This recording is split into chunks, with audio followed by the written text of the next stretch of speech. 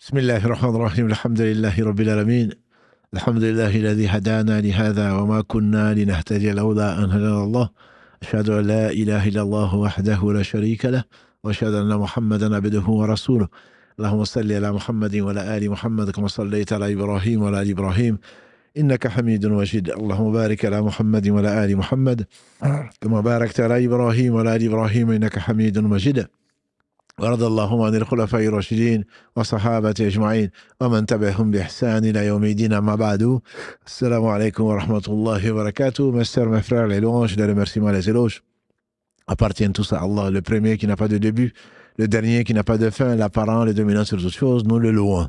Nous revenons vers lui repentant. Nous lui demandons protection contre les conséquences de nos péchés et les tendances de l'âme. Celui qu'Allah guide, nul ne saurait l'égarer. Celui qui est privé de sa guidée, nul ne saurait lui montrer le droit chemin. J'atteste donc qu'il est le seul digne d'adoration. J'atteste de la véracité, de l'exemplarité, de la prophétie de Muhammad ibn Abdillah, qu'Allah bénisse ce prophète, sa famille, ses compagnons, et tous ceux qui les auront suivis dans le droit chemin et nous fassent l'honneur d'en faire partie. Donc, bonne fête, même si la fête est déjà passée, alhamdulillah, Aïdkoum Mabrouk, wa kul am wa antum bi khair. On n'avait pas eu l'occasion de vous en parler, mais cette fête-là, c'est un jour. Pour le fête de Adha, c'est plutôt 4 jours. La fête, plus 3 autres jours, où le jeûne est interdit, alhamdulillah. Là, pour cette fête qu'on appelle la petite fête, ou la fête de l'Aïd al-Fitr, ce n'est qu'un seul jour, mais je me permets, et je ne résiste pas, en tout cas, à l'envie et au désir de vous souhaiter le meilleur, et qu'Allah subhanahu wa ta'ala accepte notre jeûne, les efforts qu'il nous a permis de fournir pendant ce mois béni, et qu'Allah subhanahu wa ta'ala nous facilite donc les autres mois à venir, son adoration. Ensuite, donc, c'est après une pause due au Ramadan et surtout due au programme assez chargé, notamment le programme des 10 dernières nuits. On reprend donc ce direct le samedi et non de replay, avec plaisir pour cette famille donc, qui nous tient à cœur, et raison d'ailleurs pour laquelle je tiens à signaler aux milliers de personnes qui nous ont rejoints pendant le Ramadan en particulier que cette famille a des règles, cette famille a un amour, a un respect, et cette famille donc se veut de respecter également les nouveaux venus. Donc soyez les bienvenus, les milliers qui nous ont rejoints, surtout notamment sur Instagram, qui nous ont rejoints. Simplement, il y a des règles de jeu. Les règles de jeu, c'est la bienveillance, c'est le respect, et c'est de ne pas intervenir, répondre aux gens, surtout de ne pas polémiquer. Donc ce n'est pas un salon, entre guillemets, on essaie de donner une partie de ce qu'Allah nous a enseigné donc aux gens qui souhaitent apprendre, et ceux qui pensent savoir, mieux vaut qu'ils aillent ailleurs enseigner. Donc, barakallahu fikum, même si vous connaissez la réponse, merci de ne pas répondre aux questions écrites en particulier, ni aux questions orales d'ailleurs, puisque nous avons pris cette bonne habitude de répondre, de donner la priorité au direct. Donc, si les questions sont posées, si vous connaissez la réponse, alhamdulillah, mieux vaut patienter pour ne pas tomber dans l'ostentation et surtout pour ne pas donner de mauvaises réponses en pensant que c'est la bonne. On peut tous se tromper, mais barakallahu fikum, on ne vous a pas posé la question, donc mieux vaut ne pas y répondre. Ça, c'est la première chose. La deuxième, surtout lundi. Surtout lundi, on a commencé donc cette émission interactive qui ne concerne que les questions du quotidien. Et de ce que nous avons constaté, donc il y a beaucoup d'interventions, beaucoup de retours, et même après l'émission, donc des gens qui échangent, on a des captures d'écran pour cela, etc. Donc mieux vaut se respecter au cours de l'épisode, bien sûr, même en dehors de l'épisode, surtout que nous cherchons tous, nous avons tous le même objectif, c'est accumuler donc des bonnes actions pour l'au-delà. Et tout est écrit, et donc par conséquent, mieux vaut éviter vraiment de charger notre balance de mauvaises actions. Voilà, j'espère, Inch'Allah, que le message est passé. On le répétera au besoin, parce que si ce n'est pas le cas, on sera obligé de suspendre donc, là où les gens sont les plus actifs, parce qu'on veut quand même, on veut que ce soit interactif. Donc on n'a pas envie d'éliminer les commentaires, mais si vraiment ça continue, notamment sur Instagram, mes frères et sœurs, on sera obligé donc de suspendre la diffusion, en tout cas en direct. Donc vous serez obligé de vous contenter du replay, ce qui serait vraiment dommage, puisque beaucoup d'entre vous attendent donc ces épisodes, et avec plaisir les partager donc avec les autres membres de la famille. Barakallahu fikum, donc de tenir compte de cela. Ensuite, donc la question qui a été posée, Ramadan et après. Ça, c'est une question qui est légitime, je pense, pour chacun d'entre nous. Il ne faudrait pas se reposer sur ses lauriers, comme le dirait le proverbe. En effet, Allah subhanahu wa ta'ala nous incite à faire le bilan avant qu'on ne le fasse. Allah dit dans la sourate 59, verset 18, Ya ayyuhalladhina amanu, ittaqullaha wal tanzuru nafsum ma qaddamat lighad. Wattaqullaha inna Allaha khabirun bima ta'malun. Ô vous qui portez la foi, ô vous les croyants, craignez Allah et que chaque âme voit ce qu'elle a avancé. Chaque âme voit ce qu'elle a avancé, c'est que chaque âme voit ce qu'elle risque de retrouver, puisque tout ce qu'on aura fait, on va le voir. Allah dit dans le dernier verset, on pense d'ailleurs, qui a été révélé au prophète sallallahu alayhi wa sallam, qui est le verset 281 de la sourate Al-Baqarah, en tout cas c'est que beaucoup disent, وَاتَّقُوا يَوْمًا تُرْجَعُونَ فِيهِ إِلَى اللَّهِ ثُمَّ تُوَفَّى كُلُّ نَفْسٍ مَا كَسَبَتْ وَهُمْ لَا يَعْلَمُونَ وَهُمْ لَا يُظْلَمُونَ. Et donc craignez le jour où vous retournerez chacun, tous à Dieu, et que chacun verra ce qu'elle aura fait, et il n'y aura pas d'injustice. Et beaucoup d'autres versets qui nous invitent à ça, qui nous invitent notamment de revenir vers Allah avant qu'il ne soit trop tard. Quand on revient vers Allah, ça veut dire qu'on a fait le bilan. Qu'on a fait le bilan de nos actions. Et également, le prophète sallallahu alayhi wa sallam nous a mis en garde, nous a invités à préparer le jour du jugement dernier, ce qui veut dire qu'on doit, comme on le fait dire Omar ibn Khattab, qu'Allah l'agrée, hasibu anfusakum qabla an tuwazanu. Jugez-vous vous-même avant qu'on ne pèse donc vos actions dans la balance. Par conséquent, le musulman est invité à faire le bilan, donc tous les jours si possible, même plus souvent si on veut, et si on peut, parce que plus on le fera, mieux ce sera, de s'auto-juger, l'auto-jugement, de faire le bilan, et comme le dit quelqu'un de mieux que moi, les bonnes actions, les obligations doivent être considérées comme si un commerçant faisait du commerce, et donc il a un capital et il y a des bénéfices. Les bonnes actions, donc, sont le capital. Et si à la fin de la journée ou à la fin de l'œuvre, on se retrouve avec un capital qui a diminué, bien entendu, on doit essayer de rattraper donc ce qui a été fait. Et si, grâce à Allah, le capital est là et qu'on a eu des bénéfices, on remercie Allah subhanahu wa ta'ala. Donc, qui n'est pas commerçant? On est tous commerçants. Allah dit notamment dans la sourate 9, verset 111, Inna Allah ashtara min al-mu'minina anfusahum wa amwalahum bi anna lahum al-jannah. Allah a acheté aux croyants leurs biens et leurs personnes en récompense du paradis. Donc, c'est un commerce que nous faisons avec Allah. Il a acheté nos biens, il a acheté notre temps, il a acheté tous nos personnes en récompense du paradis. Par conséquent, on doit voir est-ce que oui ou non, le commerce a été fructifié. Est-ce que le commerce a été fructueux ou pas. Et donc, ce bilan-là, il est indispensable, sinon on le fera de toute façon. Donc, pour revenir à notre sujet, c'est l'occasion à la fin du Ramadan de poser donc les comptes, de prendre les données et de voir ce qui a été bien fait et remercier Allah subhanahu wa ta'ala et ce qui a été mal fait et donc de lui demander pardon et de décider d'aller de l'avant. D'ailleurs, l'esprit de la zakat al-fitr n'est pas autre chose que cela. La zakat al-fitr, c'est la zakat, c'est la purification, l'impôt purificateur, disais-je, des écarts et des langages, donc du langage plutôt, qui n'a pas été peut-être aussi droit qu'il devrait l'être, des actes qu'on aurait négligé de faire ou qu'on a fait. Et donc c'est pour éviter cela que le prophète sallallahu alayhi wa sallam a ordonné, et ça fait partie des choses qui sont ordonnées dans l'islam, ce ne sont pas des sunan dans le sens des choses recommandées, c'est des choses qui sont ordonnées. Le prophète alayhi salatu wa sallam a ordonné plutôt, donner donc zakat al-fitr comme nourriture pour le pauvre, pour lui éviter de commander ce jour-là, la fête, mais également pour compenser, pour s'amender par rapport donc à nos erreurs qu'on a pu commettre pendant le Ramadan. Tout ceci, qu'on le sache ou pas, certainement, il y en a. Il y en a tout un chacun a pu le faire. Comme l'a dit le prophète sallam, tous les fils d'Adam sont soumis à l'erreur et les meilleurs d'entre eux, ce sont ceux donc, qui se repentent. Si on ne peut pas, il n'y a pas devoir de repentir si on ne réalise pas, et le repentir est indispensable. Lui-même, alayhi salatu wassalam, demandait 100 fois par jour, dans la version de Muslim, pardon à Allah, il revenait vers lui, repentant. Dans la version de Muslim, dans la version d'Al-Bukhari, plus de 60 fois par jour. Donc, on se doit de faire le bilan, sinon il n'y a pas de repentir. Et celui qui meurt, alors qui ne s'est pas repenti, il mérite le châtiment d'Allah subhanahu wa ta'ala.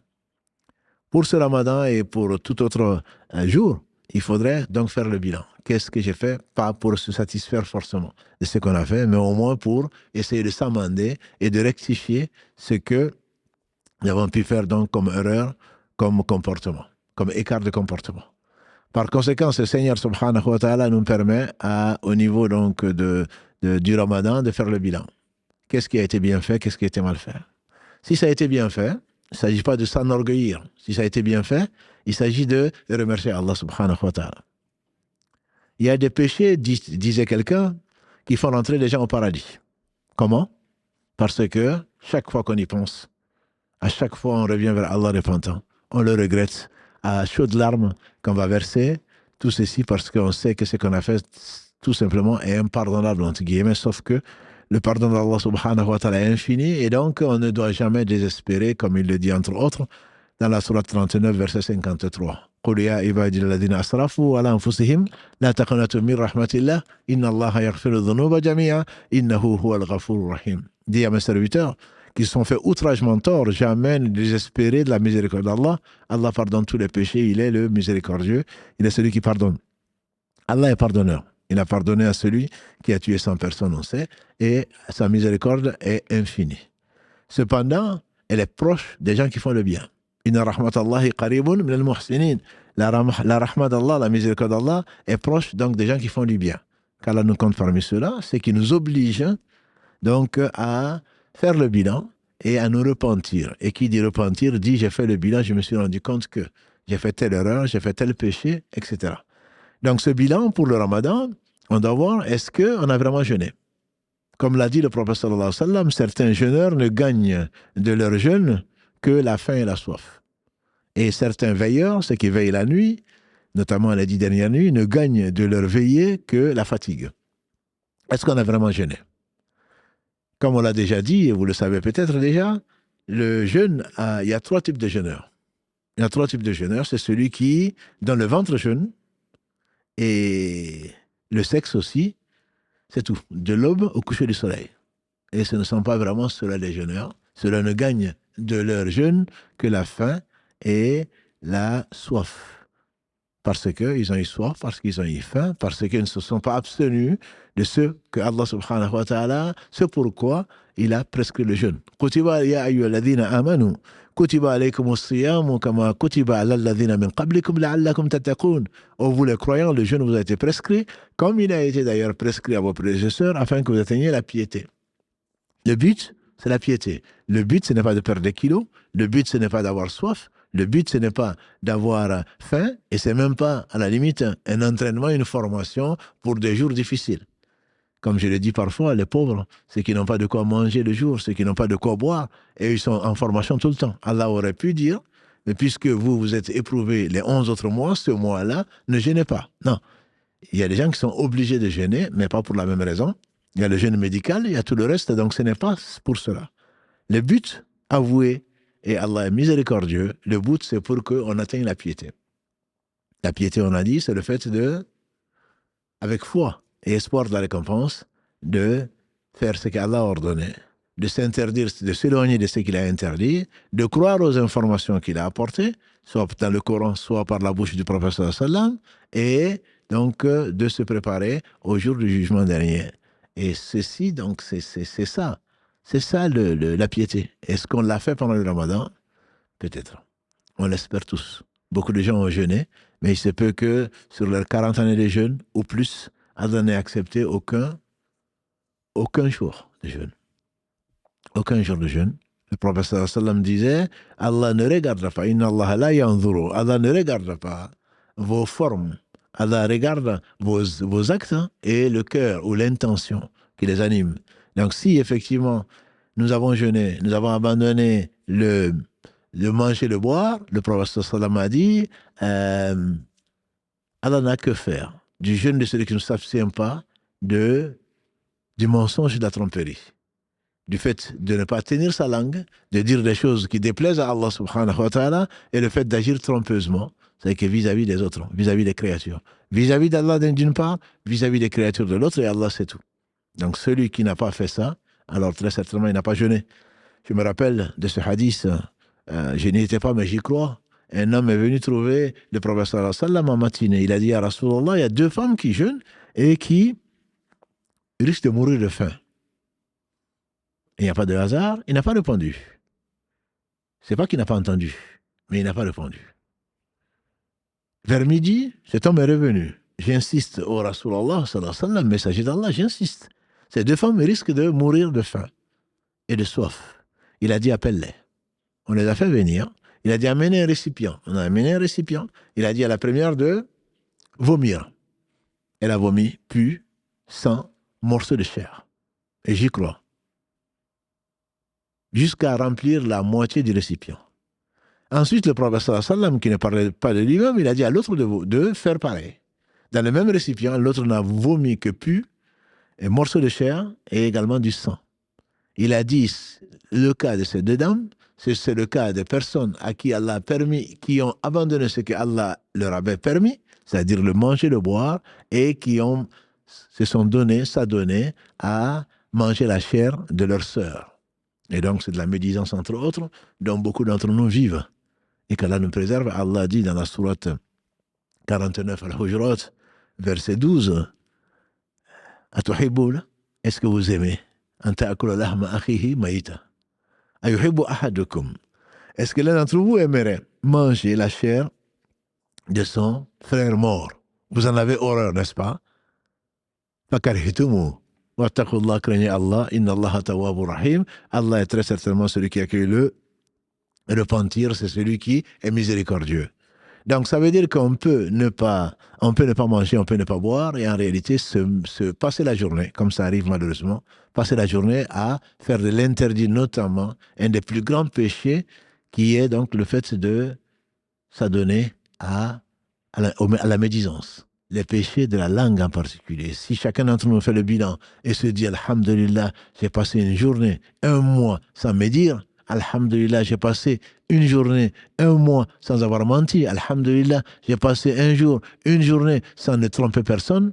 Alors le jeûne certainement a été réussi. Celui-là donc fait partie de la 2e catégorie, de l'élite. Et l'élite, par définition, n'est pas la majorité. C'est l'élite. L'élite, c'est qui? C'est celui qui cherche la piété. Donc le jeûne n'est pas seulement le jeûne du ventre, de l'estomac et du sexe. Le jeûne, c'est celui de tous les organes. Ça, c'est l'élite. Sa langue en particulier va jeûner. Ses yeux vont jeûner. Ses oreilles vont jeûner. Ses pieds vont jeûner. Ses mains vont jeûner. Tous les organes vont jeûner. Pourquoi? Parce que c'est ça la piété.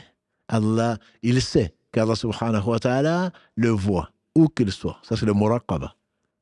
Où que tu sois, Allah sait ce que tu fais. Avant de t'avoir créé, il le savait, subhanahu wa ta'ala. Et donc, le fait de l'oublier, Satan, c'est ce qu'il nous veut, c'est ce qui fait tout pour cela. C'est ce qui a fait sortir notre père Adam, alayhi salam, et son épouse du paradis, quand ils ont oublié, et il leur a suggéré, donc il leur a proposé de manger de l'arbre pour être éternel. Quand on oublie Allah, d'ailleurs dans ce verset 18 de la sourate 59, Allah dit, c'est de la sourate 59, à la suite du verset, Allah dit وَلَا تَكُونُوا كَالَّذِينَ نَسُوا اللَّهَ فَأَنْسَاهُمْ أَنفُسَهُمْ أُولَٰئِكَ هُمُ الْفَاسِقُونَ. Verset 19 de la sourate 59, Allah dit, et ne soyez pas comme ceux qui ont oublié Allah et Allah a fait qu'ils sont oubliés eux-mêmes. Voilà les pervers. Voilà les pervers. Oublier Allah, c'est s'oublier soi-même. Et Allah les laisse à eux-mêmes. Et donc, quand on oublie Allah, c'est certainement la position la pire. Et c'est là où que Satan rentre, c'est là où on s'occupe de ce qui ne regarde pas, c'est là où on oublie ce pourquoi on a été créé, à savoir adorer Allah subhanahu wa ta'ala. Donc, c'est cette élite, c'est elle qui baisse les yeux quand elle voit des choses qu'on sait que Allah subhanahu a interdit de regarder. Donc, tout ce qui est privé, tout ce qui est intime aux gens, on ne doit pas le faire. Tout ce qui peut amener à la fornication, comme l'a dit le prophète sallallahu alayhi wa sallam, il y a une part de fornication qui est liée au fils d'Adam et que personne ne saurait éviter. La fornication des yeux, a-t-il dit, il a commencé par là, c'est le regard. On ne dit pas, bien entendu, de ne pas regarder. On voit. Le fait de voir n'est pas un péché, bien entendu. Si Allah nous a donné les yeux, c'est bien parce que c'est pour voir. Mais le regard malsain, le regard déplacé, est quelque chose d'interdit. Il a dit la fornication des oreilles, c'est l'écoute. aller écouter ce qui ne te concerne pas, aller écouter ce qu'Allah a interdit, très certainement, ça fait partie. On n'a pas jeûné. On n'a pas jeûné. Il dit la fornication des mains, c'est le toucher. Toucher ce qui ne t'appartient pas. Toucher ce qui t'a été interdit pour ton bien. Le regard des pieds, a-t-il dit, c'est de marcher vers la chose. Et donc, aller vers ce que Allah n'aime pas, très certainement, tu n'as pas jeûné. Même si tu t'es privé du manger, du boire, tu n'as pas jeûné. Il dit, le sexe, le cœur plutôt, espère, le cœur désire, et c'est le sexe qui vient confirmer ou infirmer donc que c'est une fornication ou pas. La fornication dans le sens donc de ce qui est interdit, bien entendu, tout ce qui conduit. Allah dit subhanahu wa ta'ala takarabu zina. Ne vous rapprochez pas de la zina. Ne vous rapprochez pas de la fornication, sous toutes ses formes. Et donc celui qui se rapproche par le regard, par le marcher vers ce qu'Allah interdit, etc., très certainement, il a désobéi à Allah qui dit « et ne vous rapprochez pas ». Éloignez-vous donc des formes de fornication qui sont connues, dont nous avons parlé.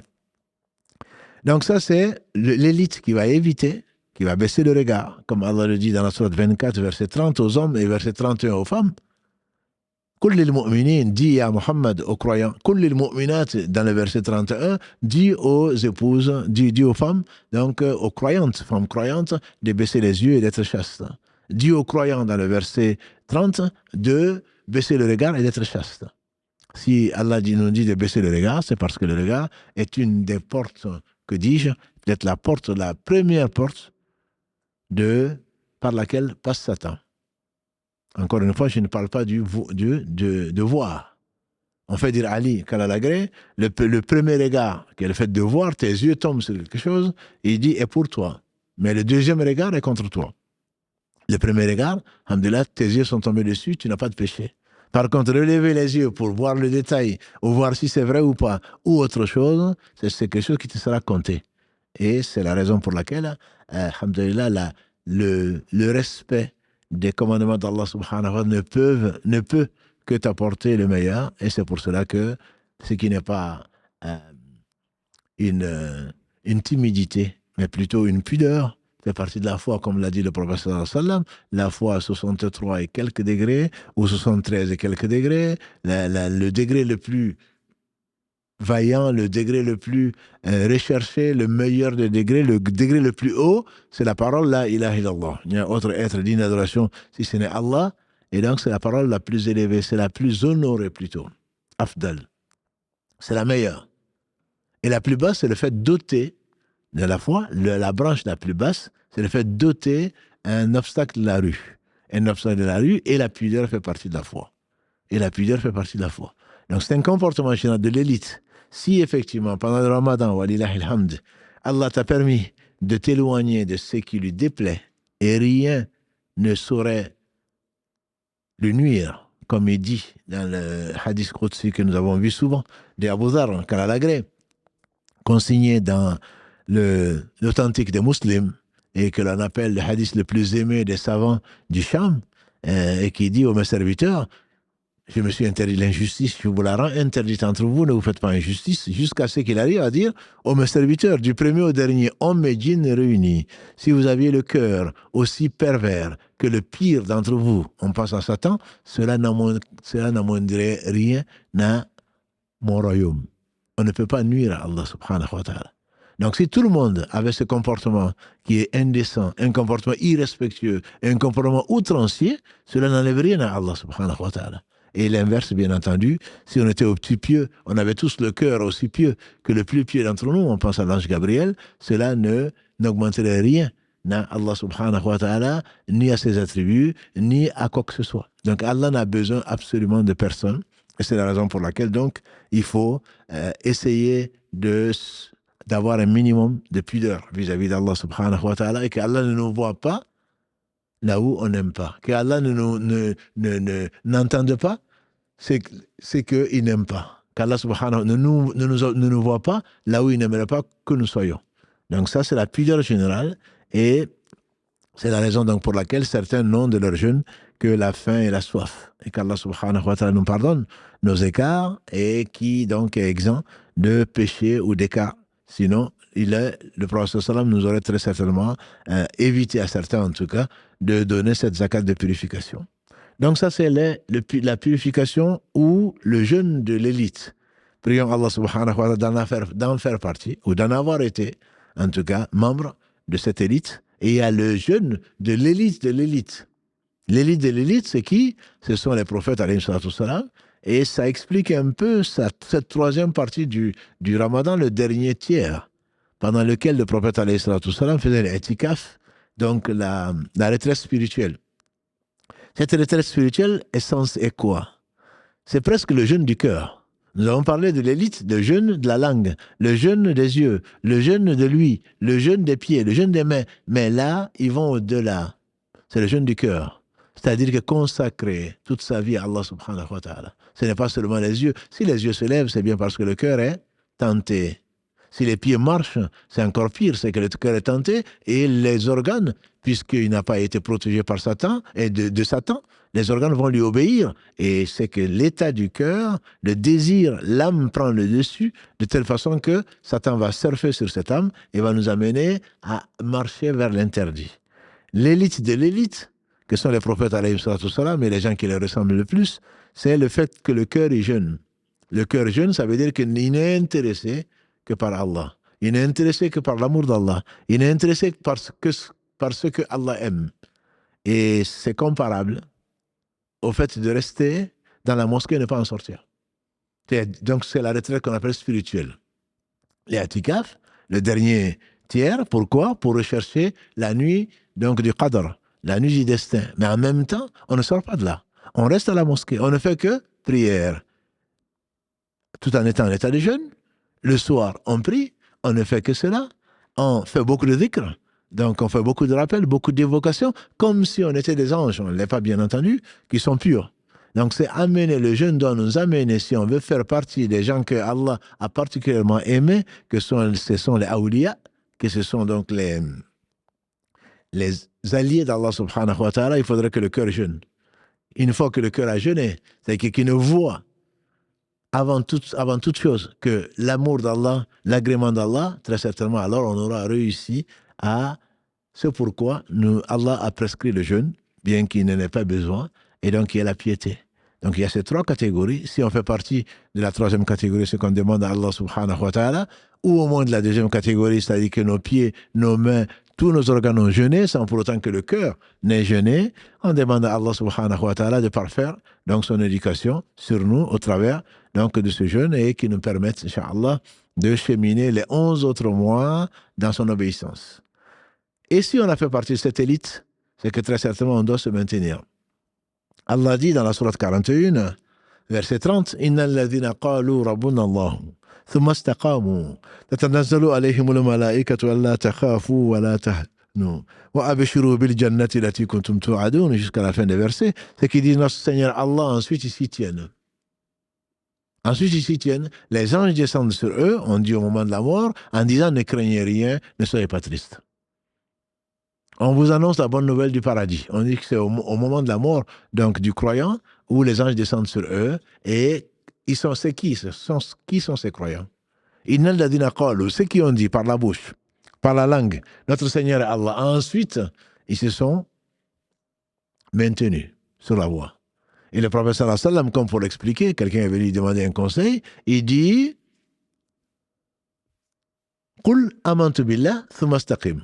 Dis, je crois en Allah, et ensuite agis en conséquence. Thumma istaqim, l'istiqama, c'est le fait de suivre, de persévérer. Et il a dit alayhi salatu wassalam, ce qui plaît le plus à Allah, c'est l'œuvre, la bonne œuvre, même si elle est petite, et la constance dans la bonne œuvre. Maintenant que tu as appris, au travers de l'école du jeûne, que tu peux ne pas manger toute la journée, tu peux ne pas satisfaire tes désirs toute la journée, que tu peux te contenter de peu, que tu peux, malgré le jeûne, prier, jeûner, en même temps travailler pour ce qui est de ce bas monde comme pour l'au-delà, tu peux faire beaucoup de rappels, tu peux venir à la mosquée, tu peux faire du bien à gauche, à droite. Alors, quelle excuse auras-tu? Tu ne l'as pas fait un jour. Allah ne nous a pas demandé 3 jours. Tu l'as fait 30 jours, surtout cette année, 30 jours consécutifs. alors tu n'auras pas d'excuse. Allah aura contre toi ta propre pratique pendant un mois. Si tu as vraiment jeûné, tu te dois d'essayer de rester dans cette lancée, sur cette lancée. Tu dois essayer de rester dans cet état d'esprit, à savoir que j'ai pu pendant un mois, alors je n'aurai pas d'excuses, ne te trouve pas d'excuses. Je faisais ceci, je faisais cela, et en même temps je faisais ça. Alors qu'est-ce qui t'empêche de le faire? Allah a apporté la bénédiction qu'il a mis dans ce mois, et si tu t'inscris effectivement parmi les gens qui veulent se rapprocher de lui, comme il a dit subhanahu wa ta'ala, mon serviteur ne se rapproche de moi par rien qui m'est plus agréable que le fait de faire ce que je lui ai rendu obligatoire, dans le jeûne.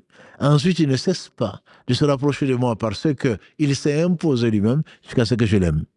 Quand je l'aime, je deviens lui par laquelle il entend, lui par laquelle il entend, les yeux par laquelle il voit, les pieds par laquelle il marche, la main par laquelle il saisit, jusqu'à la fin de ce hadith rapporté par Abu Huraira et consigné dans l'authentique dans le Bukhari, car Allah fasse tous miséricorde. Ça veut dire quoi? Ça veut dire que j'ai pu, toi qui prétends que tu aimes Allah, toi qui prétends et espères faire partie de cette catégories qui seront sous l'ombre du trône d'Allah le jour où il n'y aura d'autre ombre que son ombre, qui est donc le jour du jugement dernier, tu n'es pas un roi juste, tant mieux pour toi, tu n'es pas un enfant malheureusement qui a été éduqué dans l'islam. La troisième catégorie, a dit le prophète sallam, c'est l'homme dont le cœur est lié à la mosquée. Ça veut dire quoi? Ça veut dire que dès que tu peux, tu y es. Alors, tu ne peux pas. Tu travailles de lundi au vendredi. Qu'est-ce qui t'empêcherait d'y venir samedi et dimanche, d'apprendre des cours, de faire les prières en commun? Chaque prière va être récompensée de 25 à 27 fois par rapport à une prière faite seule. Tu vas y trouver la paix, la sakina, la sérénité. Tu vas pouvoir être compté parmi les gens qui sont en prière tant que tu es en prière et que tu as gardé les ablutions. Combien d'avantages innombrables qu'Allah subhanahu wa ta'ala a mis dans cette tenue et que tu as pu toi vivre malgré ton travail, malgré tes occupations pendant le ramadan. Donc ne serait-ce que le week-end, impose-toi ou tous les soirs. Maintenant que le Maghreb, la prière maintenant, en tout cas quand tu es dans l'hémisphère nord, en particulier en Europe, maintenant que le Maghreb, la prière donc du coucher du soleil est à 20h30 passée, et raison d'ailleurs pour laquelle nous avons donc déplacé l'horaire depuis les changements d'horaire, et que l'Aïcha est jusqu'à 21h et quelques, bientôt jusqu'à 23h. C'est la raison pour laquelle on ne peut pas, malgré votre constante, malgré votre demande, on ne peut pas mettre le live à 23h ici, parce qu'à 23h, il y aura encore l'Aïcha, ici en été. Le 21 juin, le Isha, il est à 23h30. Vous imaginez qu'on va commencer un live à minuit parce que vous travaillez, parce que vous ne pouvez pas? Non, nous, on ne peut pas le faire. Par esprit, le prophète sallam a toujours voulu la simplicité et on a espéré et on a pensé vous faciliter la vie en faisant ce live de 19h dorénavant jusqu'à 20h pour pouvoir coïncider avec, donc prier, parce que la prière, bien entendu, est une obligation. Ce que nous faisons n'est pas une obligation, sinon collective peut-être. Et donc, on veut terminer à 20h pour pouvoir faire normalement la prière donc, du coucher du soleil. Et comme cette prière va être décalée, on pourrait peut-être décaler un tout petit peu vers 19h30 quand ce sera possible. Et puisque cette prière ira jusqu'à 21h30, mais garder 19h est plutôt, même si samedi ou d'autres jours, vous avez peut-être d'autres occupations, mais ce serait peut-être plus raisonnable pour nous de pouvoir vous garder en éveil pendant 1 heure, pendant ce laps de temps-là, plutôt que vous empêcher de faire la prière en commun et donc à la mosquée si possible.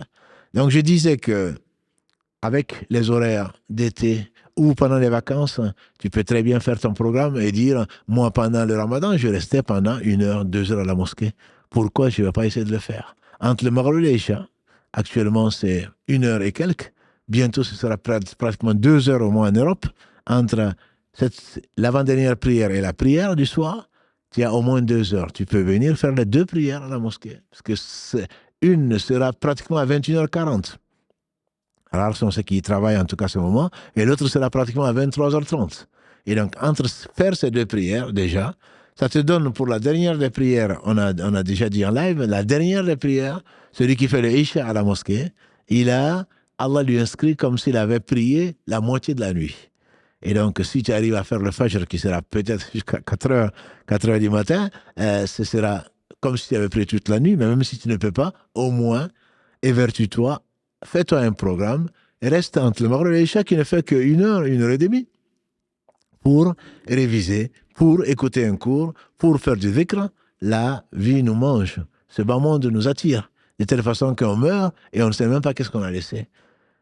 Je voyais un enfant tout à l'heure, il dit, le temps passe vite. J'ai dit, oui, c'est vraiment une vérité que tu dis. Ça, c'est un enfant qui dit ça. Que dire alors de nous? Le temps passe vite parce qu'il n'y a pas de baraka. Parce qu'il n'y a pas de bénédiction dans le temps.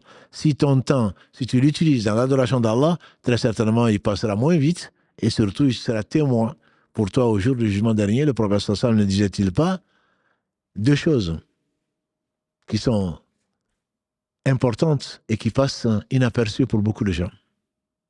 Le temps libre et la santé. La santé, on s'en rend compte quand on est malade. Le temps libre, et malheureusement, on s'en rend très peu compte. Sauf qu'on a les cheveux blancs, sauf qu'on voit les enfants grandir, sauf qu'on voit les gens mourir, jusqu'à ce que notre tour vienne. Et donc, par conséquent, ce temps-là, il faudra en profiter. Cette santé, il faut en profiter. Et le temps que Allah nous a confié ne va pas changer, puisque le destin contient ce que Allah subhanahu wa ta'ala seul sait, et en particulier notre terme. Quand est-ce qu'il va nous rappeler? C'est pour cela qu'il faut bien profiter. Disait Ibn Omar, quand tu es au matin, n'attends pas le soir. Quand tu es au soir, n'attends pas le matin. Et donc, prends sur ta santé pour quand tu seras malade et pour ta vie pour quand tu seras mort. Donc ça, c'est un bilan à faire, mais surtout aller de l'avant. J'ai perdu du temps, je n'ai pas assez profité, et peut-être que demain ou aujourd'hui sera mon dernier jour. Donc je dois me forcer de garder le cap, d'être ambitieux, comme j'espérais rentrer au paradis par la porte à Rayyan. Allah me donne d'autres occasions, et j'ai jeûné tout un mois. Grâce à Allah, je n'ai pas eu de problème de santé, je n'ai pas eu de problème d'autres qui m'ont empêché de jeûner. Alors Allah t'offre les 6 jours de Shawwal pour compléter ses bienfaits sur toi. Le prophète sallallahu alayhi wa sallam a dit effectivement, celui qui, dans ce qui a été rapporté, consigné dans l'authentique des musulmans, le prophète sallallahu alayhi wa sallam a dit, celui qui jeûne le mois de Ramadan, puis le fait suivre par 6 jours de jeûne du mois de Shawwal, c'est le jeûne continu. C'est comme s'il avait jeûné toute l'année ou toute sa vie. En effet, on sait que statistiquement, donc la bonne œuvre est récompensée de 10 à 700 fois. Et si Allah récompense, s'il a accepté notre jeûne des 30 jours, ça fera comme si on avait jeûné 300 jours. De 10 à 700 fois. Le minimum, c'est 10 fois. Il a jeûné, nous avons jeûné 30 jours. Pour ceux qui n'ont pas jeûné, en tout cas, Allah les récompense pour leur intention. 30 jours, nous avons jeûné, c'est comme si on avait jeûné 300 jours. Et pourtant, ce serait dommage qu'on ne jeûne pas toute l'année.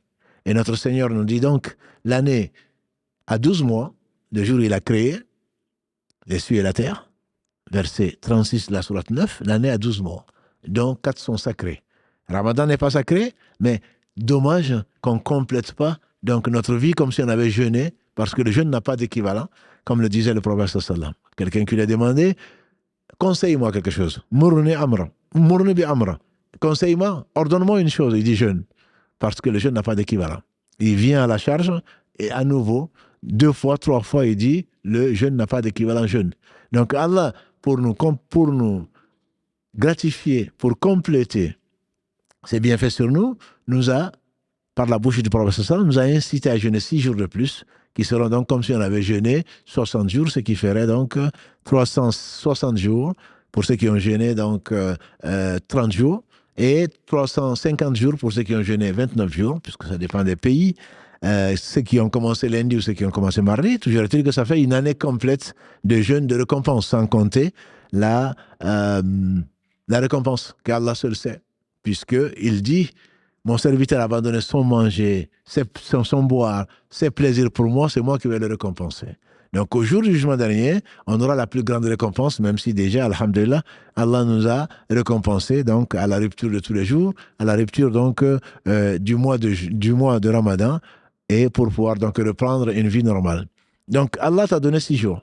Pour celui qui peut, et la question qui revient toujours, c'est 6 jours, puisque je n'ai pas pu, j'ai été malade ou j'ai été indisposé, est-ce que je dois faire ces 6 jours d'abord et ensuite je vais rattraper le Ramadan? l'avis le plus fort des savants contemporains comme les anciens, dans le Cheikh Uthaymin, dont on vient de traiter le point de vue tout à l'heure à la mosquée dans un cours, il dit que celui qui a des jours à rattraper plutôt, n'a pas jeûné Ramadan. Il n'a pas fini de jeûner Ramadan. Le prophète sallam dit, celui qui jeûne Ramadan, donc c'est 29 jours, voire 30, puisqu'on n'a pas vu le croissant lunaire. Celui qui jeûne Ramadan, puis jeûne 6 jours, donc il faudrait que la personne, la vie le meilleur, c'est de rattraper d'abord ces jours, parce que si tu meurs avant de rattraper ces jours-là, tu seras endetté. Donc la raison, la dette, bien entendu, est quelque chose d'important. Tu dois rendre cette dette vis-à-vis d'Allah subhanahu wa ta'ala avant de vouloir donner le bonus. Et par conséquent, Allah seul sait, qui va mourir. Quand et quand. On va tous mourir, mais quand, Allah seul le sait. Et où, Allah seul le sait. Par conséquent, il nous est fortement conseillé de nous précipiter vers le bien. Fastabiqul khayrat. Allah dit, précipitez-vous, concourez pour le bien. Donc on doit payer les dettes si c'est possible et ensuite jeûner. Donc le mois, jeûner 6 jours. Il n'a pas dit consécutif, donc on peut les faire quand on peut, du mois de Shawwal. Et si on a beaucoup de jours à rattraper, il se peut qu'Allah subhanahu wa ta'ala nous compte néanmoins ces jours donc, de Shawwal que nous avons, plutôt qu'il nous les compte même sans qu'on les jeûne. Il ne s'agit pas non plus de la facilité.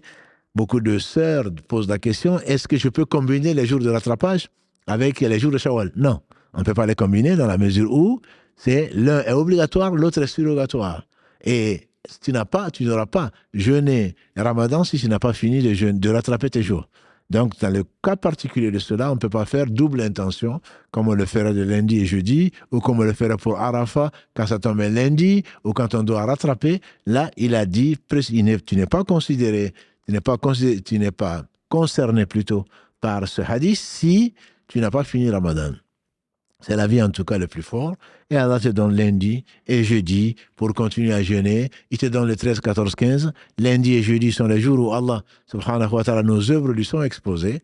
Et donc, tu pourrais profiter de cela. Je vois déjà qu'il est 45, il va falloir ne pas continuer à parler de tout ça. Peut-être que vous avez des questions qui vous intéressent plus.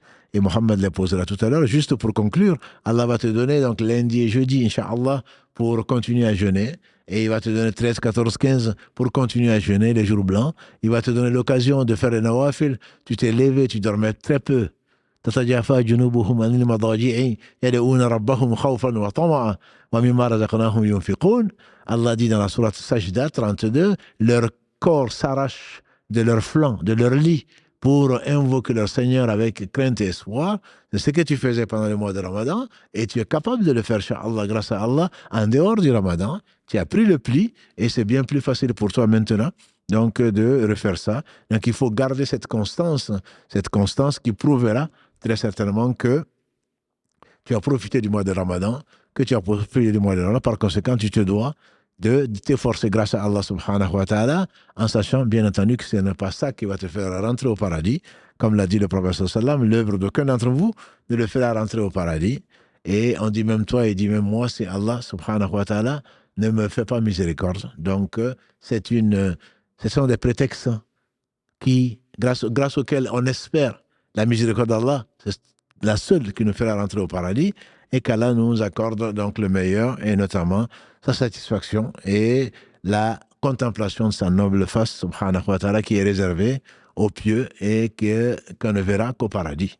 Donc j'espère, Inch'Allah, avoir donné quelques idées, quelques pistes, mais très certainement, vos questions nous permettront, Inch'Allah, de compléter les réponses.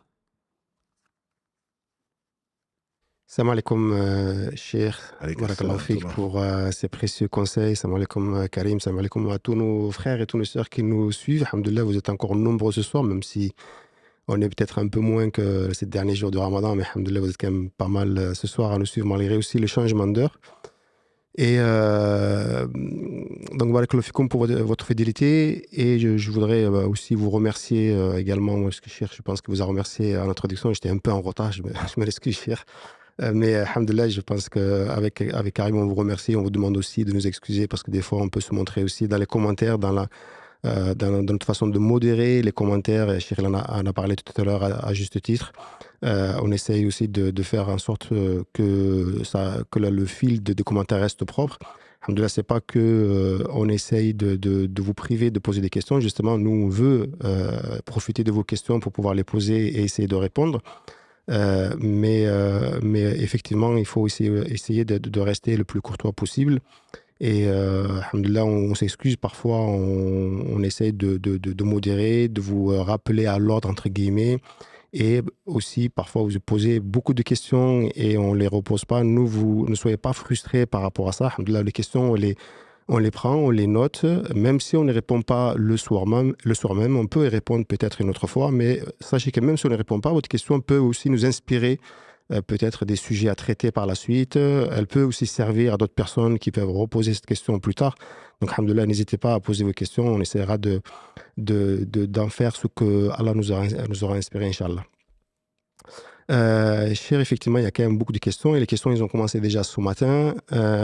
Et tu as déjà pas mal traité enfin, on va dire, tu as donné quand même déjà pas mal de réponses par rapport à certaines questions. Et alhamdoulilah, le mois du Ramadan est très très vite passé. On se pose souvent d'ailleurs la question si on en a bien profité. Et comme disait tout à l'heure à table, ma fille elle m'a dit, tu te rappelles, quand il ne restait plus que 30 jours avant la fin du Ramadan, j'ai dit effectivement, et c'est vite passé. Et on ressort parfois, Cheikh, un peu frustré effectivement, parce qu'une fois que le Ramadan est terminé, on se dit, est-ce qu'on a vraiment bien profité du Ramadan? On a essayé de jeûner au mieux. Comme tu l'as dit, Cheikh, tout à l'heure, il y a aussi, dans la journée, on est préoccupé par notre quotidien, le travail ou recherche du travail, par les études, par les problèmes familiaux aussi. Et puis finalement, arrive le soir, on a notre table qui est garnie, alors qu'on sait que à travers le monde, il y a aussi peut-être des gens qui souffrent, qui n'ont pas de quoi manger. On a essayé pendant les 2 dernières nuits de veiller, mais ça a été difficile, on ne les a pas toutes faites. Et quand on a pu en faire quelques-unes, on s'est même retrouvé à s'endormir à la mosquée, peut-être même échanger avec d'autres et pas forcément parler d'Allah ou d'invoquer ou de lire le Coran. Et puis finalement, quand on ressort, on fait ce petit bilan, comme tu as dit tout à l'heure, et on s'est dit, subhanallah, quand même, je pense que j'ai raté quand même beaucoup de choses et je ne suis pas forcément fier de moi. Et donc, la question qui peut se poser, au-delà des questions que tu as pu traiter, des réponses que tu as pu donner, dire comment continuer à être assidu, etc., la question que j'ai envie de te dire, moi, pour regrouper et résumer cela, c'est à quoi doit-on se raccrocher pour se dire quand même, j'ai réussi à faire ceci ou cela, qui me permettrait de dire, ça va quand même peser aussi dans la balance et qui me permettra de continuer à m'améliorer par rapport à l'année passée. Alhamdulillah, ça procède de la foi. C'est que si vraiment quelqu'un l'a fait administrativement, je pense qu'il ne va même pas faire le bilan. Effectivement, il est passé, il est content que le Ramadan soit fini et il se croit au paradis. Donc, ce n'est pas du tout ça. Effectivement, on doit. Quand le prophète sallam a fini la prière, qu'est-ce qu'il disait? On connaît tous les hadiths. Hein. Quand il dit salam alaykum, c'est astaghfirullah, astaghfirullah, astaghfirullah. Allahumma anta salam wa minka salam. Donc, c'est connu. C'est qu'on doit même si on pense avoir profité à 80%, ce qui m'étonnerait, du Ramadan et de la vie et de la prière, le prophète n'a-t-il pas dit, chacun d'entre vous aura de sa prière la moitié. Donc si ça c'est de la prière qui ne dure que, pour nous, 5 minutes, 10 minutes, que dire de 30 jours. Donc on ne va certainement pas profiter assez du Ramadan, ça c'est frustrant, mais c'est comme ça. Et donc je pense qu'il faut d'abord remercier Allah de l'avoir vécu, parce que combien de gens ne l'ont pas vécu, combien de gens ont été malades et n'ont pas pu jeûner, et donc combien de gens sont dans la tombe aujourd'hui, qui donneraient le monde de ce qu'il contient pour pouvoir vivre ce Ramadan-là, mais c'est trop tard pour eux. Et un jour, ce sera trop tard pour nous aussi. Donc, remercier Allah de nous avoir choisis, de nous avoir permis, donner les moyens donc de remplir notre balance, même si les œuvres sont très légères, de remplir notre balance. Ça, c'est la première chose, il faut être reconnaissant. Allah dit dans la sourate Ibrahim 14, verset 7, et quand ton Seigneur a proclamé, si vous me remerciez, je vous en rajoute. Voilà. Donc je pense qu'il faut quand même ne pas être frustré certainement, mais il ne faut pas non plus avoir le blues, il ne faut pas ne pas avoir le moral, non. On doit être satisfait de son Seigneur de nous avoir donné cette occasion. Et d'autres communautés n'ont pas eu cette occasion. Et donc Allah nous a choisis, Allah nous a favorisés, donc il faut le remercier. Ça c'est la première chose. La deuxième, c'est qu'effectivement, Donc, il y a mieux à faire. Peut mieux faire. Peut mieux faire, et c'est là où on va s'accrocher donc aux différentes temps qu'on vit, tant qu'on respire, d'essayer de profiter au maximum de son temps. Donc la frustration est là, elle est réelle, et en même temps, quand on remercie Allah subhanahu wa ta'ala, on ne va pas se satisfaire du peu que nous faisons.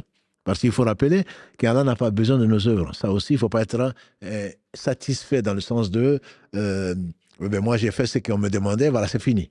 Ce qu'on demande, on a dit d'ailleurs, Ibrahim et Ismaïl, alayhi salam, quand Allah leur a ordonné notamment à son Khalil, à son protégé, à son rapproché Ibrahim, alayhi salam, de construire la maison pour lui et d'appeler les gens au pèlerinage. Quand ils ont construit avec son fils la maison, qu'est-ce qu'il disait? Rabbana taqabbal minna innaka anta sami'un alim. Ô Seigneur, accepte cette œuvre de nous, parce que tu es celui qui entend et c'est celui qui sait tout. Watub alayna innaka anta tawwabur rahim, et accepte notre repentir parce que tu es celui qui accueille le repentir. Donc, il ne faut jamais être satisfait de ce que nous faisons. Allah n'a besoin de rien.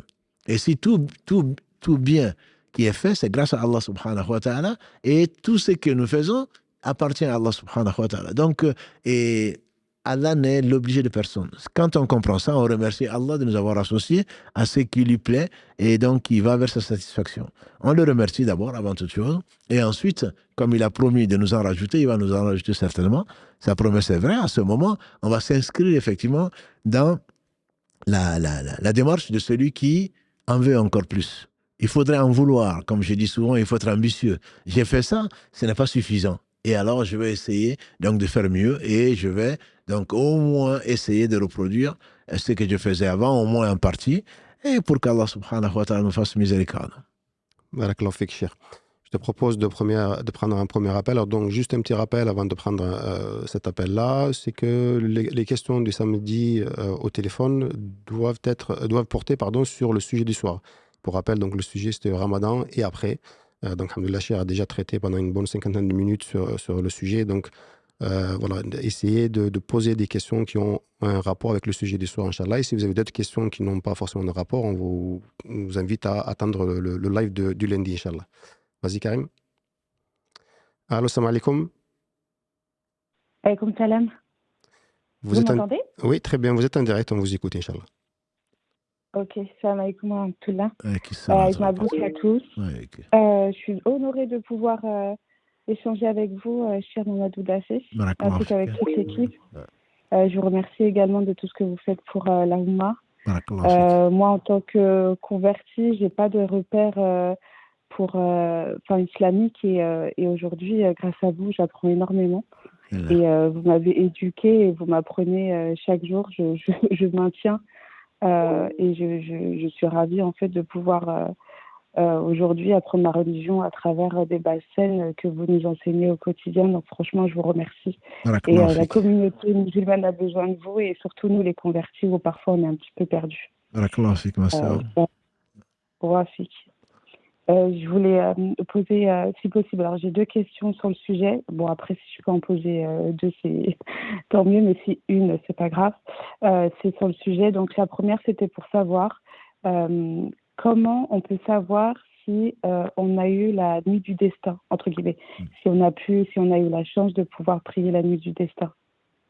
Cette question. Et la deuxième question. Oui, vas-y. Non, vas-y. Comme ça, au moins. Et la deuxième question. Comme ça, Karim ne va pas te couper, oui. D'accord. Et la deuxième question, ça concerne du coup le Ramadan.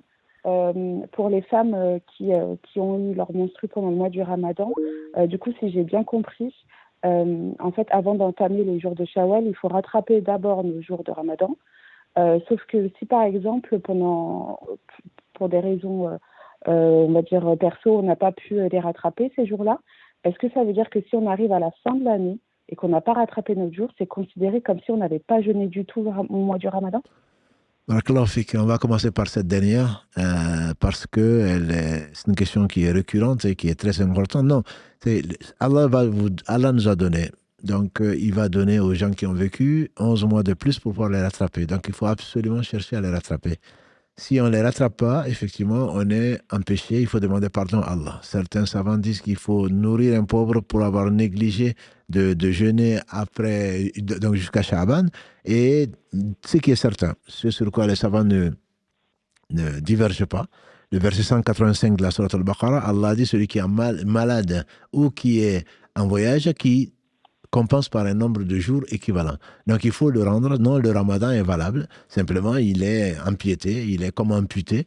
Et donc, on n'aura que la récompense de ce qu'on a jeûné et on est endetté pour le reste. Par le reste, il faut le jeûner. Il faut le jeûner, même c'est 10 ans après. En demandant pardon à Allah subhanahu wa ta'ala, il faut le jeûner. Mieux vaut le jeûner, sauf si, bien sûr, Allah nous éprouve par la maladie, par exemple, mais il faut vraiment le jeûner. Si on n'a pas d'excuse, il faut le jeûner au plus tard Sha'ban, ce qui arrivait d'ailleurs à notre mère Aïcha, comme on le sait. Elle dit qu'à cause des occupations, parfois je n'arrivais à rendre mes jours donc d'indisposition que pendant le mois de Sha'ban, donc qui est le 8e mois avant Ramadan. Donc ça, c'était il faut savoir que c'est pour cela d'ailleurs qu'il faut se précipiter, entre guillemets, tant qu'on est sain de corps et sain d'esprit, essayer de rendre les jours le plus tôt, même s'il n'y avait pas Shawwal. Effectivement, pour Shawwal, les jours que l'on a jeûné à Shawwal, pour les sœurs qui ont choisi notre avis, les jours qu'on a jeûné à Shawwal sont valables. Ils sont valables comme jours de jeûne, mais ils ne sont pas valables pour le hadith. Le hadith dit celui qui a jeûné Ramadan. Donc ces jours, Allah a dit celui qui a fait le bien du poids d'un atome le verra. Celui qui a fait le mal du poids d'un atome le verra. Donc, celle qui a commencé à jeûner Shawwal, moi je jeûne Shawwal d'abord, ensuite je jeûne Ramadan, elle a jeûné et ces jours seront comptés. Par contre, ce ne sera pas compté comme venant compléter le mois de Ramadan qui n'était pas. Voilà, qui n'ont pas été jeûnés. Donc, ça c'est la deuxième question. La première, c'était quoi, Mohamed? Tu t'en souviens? On a coupé la sœur? Ah, la sœur. Oui, la première question. C'était pour savoir comment on pouvait savoir la nuit du destin. Absolument, oui. Donc la nuit du destin, alhamdoulilah, le prophète sallam l'a décrit comme étant le lendemain, en tout cas, le soleil était voilé, pas voilé dans le sens de nuages, il se levait avec très peu d'ardeur, et donc la matinée était calme, la nuit aussi était douce. Encore une fois, c'est assez psychologique, c'est assez difficile. Chacun espère qu'il a vu la lune, qu'il a vu la nuit, mais c'est dont on est sûr, c'est que si on la recherche pendant les 10 nuits, c'est ce qu'on conseille à tout un chacun, on l'aura, Inch'Allah, on aura la récompense. Voilà. Mais après, certains la voient dans le rêve, comme c'est arrivé à des compagnons du prophète sallam qui ont vu ça en rêve. Donc, il se peut que les gens le voient, mais ce n'est pas parce que moi, je suis confiant. Je suis confiant si Allah nous le demande de le faire. S'il nous donne la force de le faire, je ne doute pas, Inch'Allah, qu'il nous accordera au moins la récompense, même si on ne l'a pas vu. Donc, qu'on ne se stresse pas pour cela. Et ça, on le saura au jour du jugement dernier, Inch'Allah. D'accord. Barakallahu fik. Allah yabarak fik, jazakallah khairan. Barakallahu fik. Une question. Assalamu alaikum. Une question chère sur les séjours de Shawwal. Faut-il renouveler tous les soirs à l'intention de jeûner pendant les séjours, ou est-ce que juste au début du séjour et alhamdoulilah, Non, mais alhamdoulilah, la réponse est claire, la réponse est simple. Même pour le ramadan, l'avis majoritaire, c'est qu'au début du ramadan, on dit « je compte jeûner, Inch'Allah, ramadan ». On n'a pas besoin de renouveler tous les soirs ou tous les matins se réveiller pour le fajr, pour dire « non, mais je ne me suis pas réveillé pour le fajr, donc je n'ai pas renouvelé mon intention ». Non, il n'y a pas de souci. La seule différence, une des différences plutôt entre le jeûne de ramadan et celui de Shawwal, c'est que le jeûne de Ramadan et le rattrapage de Ramadan, on doit formuler l'intention avant le Fajr, comme ce qui est obligatoire. À Shawwal, par exemple, on peut très bien décider, soit je vais faire les 6 jours, ou aujourd'hui, je vais jeûner un jour de Shawwal parmi les 6. Mais on s'est déjà réveillé, finalement, on n'a pas eu à manger, ou on ne savait pas si on allait jeûner ou pas. Ça, c'est tout jeûne surrogatoire. On peut le faire, comme on a vu le hadith de Hafsa, notre mère, qu'Allah l'agrée. Elle est venue, elle nous rapporte que le prophète est venu, elle a dit, est-ce qu'il y a à manger? Elles lui ont dit, non, il n'y en a pas. Elle dit, alors je jeûne. Donc, tout jeûne surrogatoire, l'intention peut être même après le Fajr. Alors que le jeûne obligatoire et le jeûne de rattrapage, l'intention doit être avant le Fajr. Je pense à mes sœurs, par exemple, qui sont indisposées. Si on ne sait pas si on est pur ou pas, qu'on peut jeûner ou pas, on ne sait pas avant le Fajr, ben on ne peut pas rattraper un jour. Et même si après, on se réveille après le Fajr, on s'est douché et on s'est dit finalement, je peux jeûner, ça ne peut être qu'un jeûne surrogatoire, ça ne peut pas être un jeûne obligatoire. Voilà. Donc, c'est une des différences fondamentales entre les deux. Et, alhamdoulilah, quand on coupe un jeûne de jours obligatoire, de rattrapage plutôt, bon, c'est pas conseillé, mais ça peut se faire. Alors qu'un jeûne de Ramadan, d'un jour de Ramadan, c'est tellement sacré qu'on a fait un très grand péché. Barakallahu fik, Cheikh. Tu as un appel, Karim? Allô, salam alaikum. Wa alaikum salam wa rahmatullahi wa barakatuh. Vous êtes en direct, on vous écoute, Inch'Allah. Inch'Allah. Barakallahu fik. Allah fik. Salam alaikum. Alaikum salam wa rahmatullahi wa barakallahu fik. Alhamdulillah, je suis très content de vous avoir aujourd'hui. Je vous appelle surtout depuis la Guyane. Masha'Allah. Il est 15h après-midi. Allah akbar. Allah akbar. Alhamdulillah. Barakallahu fik. On vous écoute. Inch'Allah. Fik baraka. Durant tout le Ramadan, les lives, alhamdulillah, ça tombait bien. En fin de journée, nous, on se posait tranquillement après l'Asr et puis on vous écoutait tranquillement. Masha'Allah. C'était très fort. Allah fik, Allah vous par le meilleur. Amin, barakallahu fik, vous aussi, non? Fik baraka. Moi, j'avais une question. Alors, j'ai ma fiancée qui est au Mali, justement, et qui me posait cette question en rigolant un petit peu, mais je me suis dit que ça méritait d'être approfondi. Il me demandait si, comme il fait actuellement très chaud dans les pays du sud d'Israël actuellement, et il me demandait est-ce que c'était possible que quelqu'un fasse les jours de Shawwal à la place de quelqu'un d'autre. Non, effectivement, tu dois en rigoler, tu as raison. Hein. C'est comme ceux qui veulent faire la prière du vendredi dimanche, quoi. Non, à la place de quelqu'un d'autre, même si c'est sa fiancée, on n'a pas le droit de le faire. On n'a pas le droit de jeûner à la place de quelqu'un, sauf quelqu'un qui est mort et qui doit un jour de jeûne. Il y a des hadiths, dont celui de notre mère Aïcha, qu'elle a l'agré. Bon, ma mère est morte, elle devait tel jour, un vœu ou un serment, le prophète sallam dit, et si elle avait des dettes, est-ce que tu ne l'aurais pas payé? Il dit oui. Il dit alors jeûne. Il est hors de question qu'en Guyane, on se permette de jeûner pour ceux qui sont au Mali ou celles qui sont au Mali. Non, c'est pas possible, ce n'est pas permis. C'est pas permis, ni en prière. Tant qu'on est vivant, alhamdoulilah, on n'a pas à le faire. Et comme tu sais, même quand celui qui ne peut pas, Allah lui permet donc de nourrir un pauvre. Et de toute façon, ce n'est qu'un bonus. Le bonus est toujours important, mais ce n'est qu'un bonus, ce n'est pas une obligation. Donc, il ne peut pas, tu peux lui passer le salam et tu lui diras que ceci n'est pas permis. Je ne connais aucun avis qui nous permette de jeûner Shawwal à la place de quelqu'un d'autre.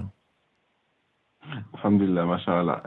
Alors, comme c'est compliqué de vous avoir depuis la Guyane, notamment à cause du décalage horaire, je me permets, si je peux me poser une question qui sort un peu du sujet, si c'est possible. On peut le permettre. C'est ça. Puisque tu téléphones de Guyane, n'abuse pas, non? D'accord, il faut le Barakallah fikum. Qu'Allah vous récompense de votre travail. Alhamdulillah, il n'a pas posé la question. Mais tu peux poser la question parce que c'est toi. Ah, d'accord. Voilà. Donc, la question, c'était justement par rapport au vote, comme on a des élections européennes qui approchent. Et il y a beaucoup d'avis, notamment certains qui disent que, voilà, pour nous, les musulmans, alors, participer à un système qui n'est pas, entre guillemets, un système basé sur notre charia islamique, que cela n'est pas autorisé. Il y en a qui disent que le moindre mal doit nous pousser à aller voter pour les candidats qu'on juge, on va dire, moins nocifs pour la pratique de notre foi. Donc, je voulais avoir un avis éclairé de quelqu'un qui connaît le contexte au lieu d'aller questionner des savants d'autres pays. Comme j'ai dit, alhamdulillah, il y a les deux avis qui existent. Les deux avis existent. Et moi, ce que je conseille aux gens, c'est d'aller voter. D'aller voter, je ne dis pas pour tel et tel candidat. Et au moins s'inscrire, parce qu'on sait que c'est une chose, c'est un acte, entre guillemets, citoyen, et qui oblige les uns et les autres d'en tenir compte. Après, en fonction donc de sa conscience et en fonction de ce que proposent les uns et les autres, on peut voter pour soit blanc, soit ne pas voter, soit, comment dirais-je, voter pour tel et tel, mais c'est sûr que c'est une responsabilité vis-à-vis d'Allah. On ne peut pas faire ce qu'on veut, et vis-à-vis, c'est une question de conscience, une question de foi, et donc c'est une grande responsabilité. On sera jugé sur tout ce qu'on aura fait ou qu'on n'aura pas fait d'ailleurs. Donc, comme tu le sais, il y a des avis des savants respectés, certainement discutés, qui disent qu'il faut voter pour le moindre mal. Ça, c'est un avis qui existe. Et chaque fois, à chaque élection, il y a cette discussion-là. Bon, moi, je n'ai pas d'avis à donner. Je ne fais que donner l'avis de l'islam, ou des savants plutôt de l'islam sur la question. Voilà, des avis sont partagés, mais on ne peut pas dire à quelqu'un qui a voté qu'il n'a pas, il s'est inscrit dans quelque chose qui n'est pas musulman. Simplement, il faut qu'il sache, et personne ne pourra le défendre devant Allah, qu'il sache que ce qu'il a fait ou qu'il n'a pas fait est une responsabilité vis-à-vis d'Allah. Barakallah fik, mon frère. Et on vous remercie aussi de nous suivre de là-bas. Alhamdoulilah, ça nous fait plaisir aussi de voir qu'il y a des gens qui nous suivent de partout. Barakallah fik, salam alaikum. Cher, je reviens sur les jours de Shawwal. Donc, tu en as parlé, il y a plusieurs questions en fait là-dessus, sur le fait que est-ce qu'on peut les jeûner de façon consécutive ou est-ce qu'on peut les étaler sur le mois. Puis une question qui m'interpelle aussi, c'est quand s'arrête en fait le mois de Shawwal. Donc, c'est peut-être que c'est un sujet à préparer sur les mois lunaires, en fait. Ça serait peut-être intéressant. Et surtout, peut-on jeûner, et là, la question c'est peut-être un peu surprenante, est-ce qu'on peut jeûner les jours de Shawwal en dehors du mois de Shawwal? Oui, effectivement. Ça, c'est une bonne question. Shawwal, c'est le nom du 10e mois. 10e mois, il vient après Ramadan, et un mois, a dit le prophète, il a 29 jours. Il a 29 jours. Donc, et si on ne voit pas la lune, on souhaite, pour ceux qui sont en retard, que ce soit de 30 jours. On complète à 30. Donc, non, le mois de Shawwal, c'est le mois de Shawwal, c'est le 10e. On ne peut pas le jeûner en Muharram, on ne peut pas le jeûner en Rajab. Donc, c'est juste le mois qui vient après le mois de Ramadan. Est-ce qu'on peut les jeûner de façon consécutive? Oui. Est-ce qu'on est obligé de jeûner? Non.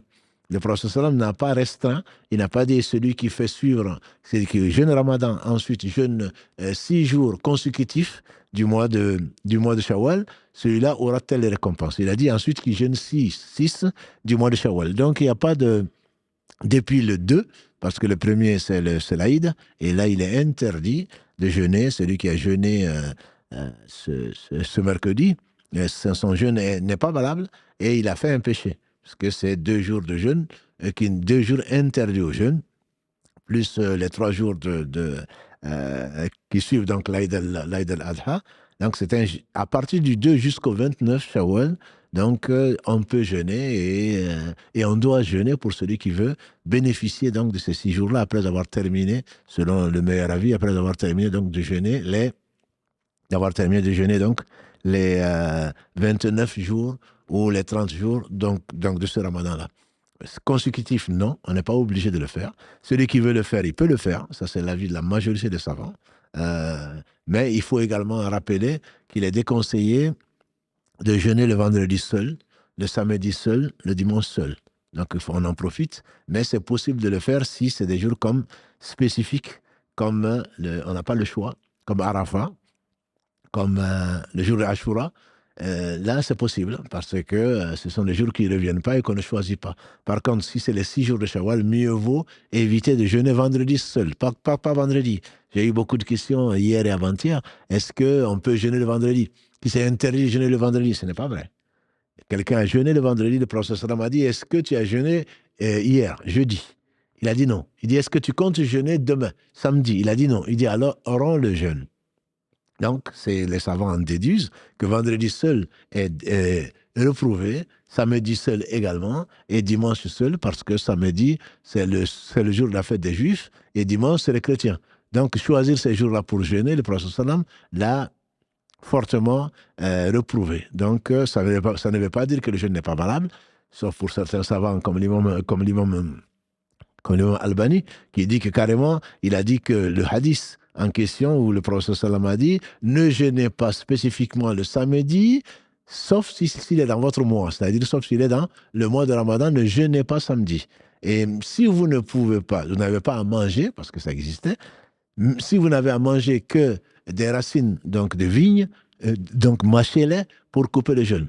Et certains hadiths, certains donc disent que ce hadith est fort, d'autres disent qu'il n'est pas faible, qu'il est faible, mais peu importe. L'essentiel, c'est que les savants, dans leur majorité, disent qu'on peut jeûner samedi si on jeûne dimanche, ou alors si on a jeûné vendredi. Mais il est déconseillé de choisir samedi, même si c'est le week-end, même si c'est plus facile pour les travailleurs, de jeûner que samedi ou vendredi ou dimanche. Mieux vaut donc les jeûner par deux. Si on doit jeûner vendredi, mieux vaut avoir jeûné jeudi ou jeûner samedi avec, samedi pareil. Et si on jeûne dimanche, mieux vaut jeûner lundi avec, si c'est possible. Juste avant de prendre un autre appel, Karim, je me permets, pour continuer sur le jeûne, il y a une question qui dit, est-ce que peut-on jeûner toute l'année, sauf les jours qui ne sont pas recommandés, comme les jours de fête, par exemple?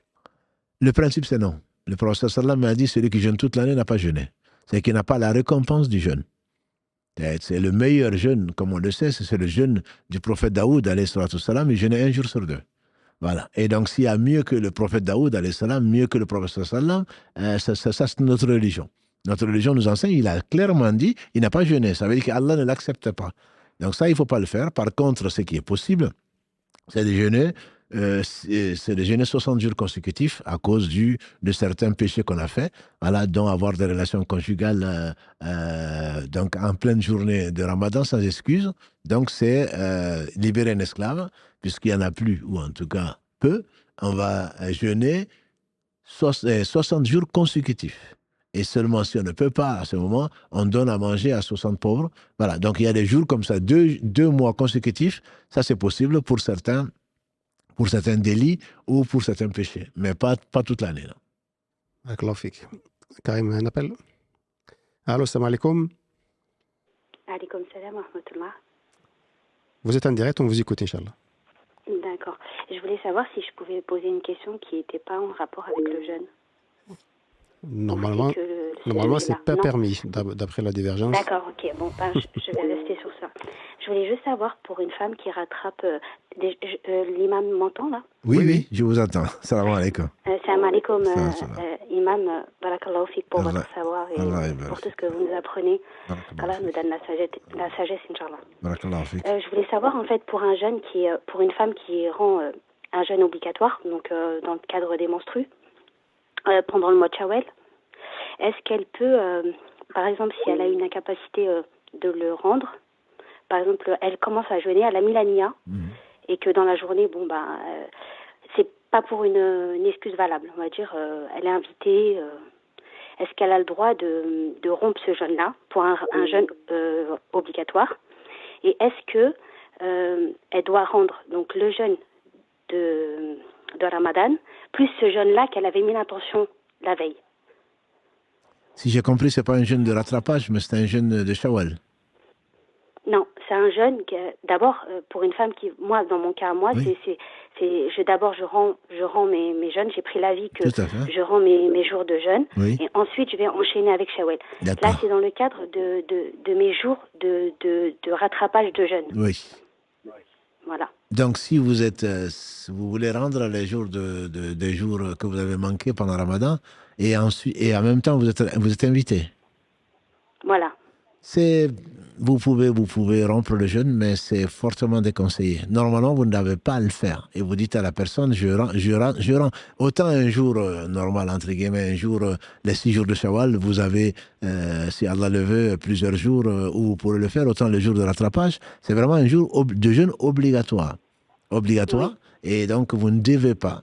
Vous devez expliquer en tout cas, sauf insistance, vous devez continuer. Vous ne devez pas couper ce jour pour un oui, pour un non. Simplement, le péché, entre guillemets, est moins grave, si on peut l'appeler ainsi, par rapport à la sacralité du Ramadan. Voilà. Mais vous n'avez pas à rompre votre jour de jeûne, de rattrapage, qui est un jeûne qui est obligatoire. Vous n'avez pas à le faire. D'accord, ok. Ok, barakallah. Mais si vous l'avez fait, bien sûr, vous n'avez qu'un jour à rendre. Non, je l'ai pas fait. Non, mais à supposer que et répondre à l'invitation, oui. Si c'est pas un jour de jeûne obligatoire, certainement. Et sinon, expliquer à la personne, répondre peut-être à son invitation en disant que là, je suis désolé, là je savais pas avant, et donc j'ai un jour obligatoire de jeûne, et j'espère que la personne comprendra, et puis qu'Allah vous récompense pour ceci et cela.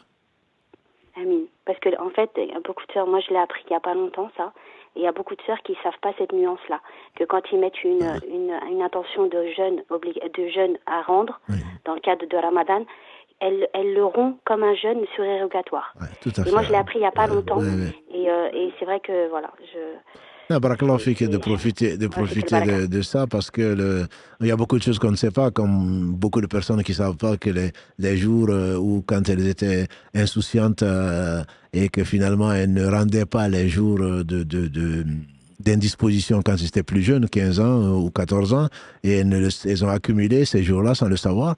Bon, on découvre ça. Il y en a qui ne savaient même pas que la zakat était à faire.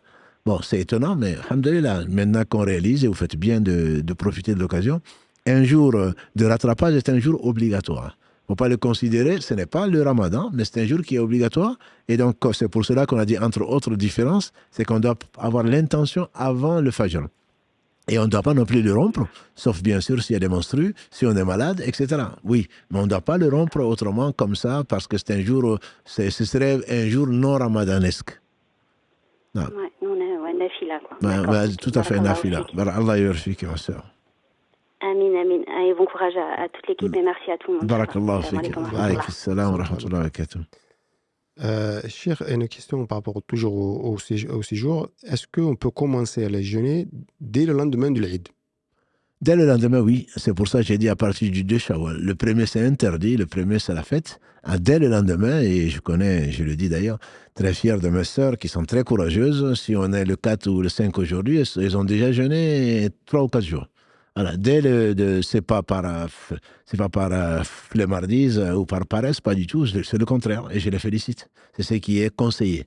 Et surtout que, bon, elles, contrairement à nous, elles ont des périodes d'indisposition. Donc, on ne sait pas quand est-ce que ça va arriver. Et enfin, on ne sait pas. On pense pouvoir prévoir. Mais en tout cas, elles auront des jours qu'on ne pourront pas gêner. Le mois de Shawwal n'aura pas, pour les jeunes femmes, en tout cas celles qui ne sont pas ménopausées, le mois de Shawwal n'aura pas 29 jours. 29 jours de disponibles pour jeûner.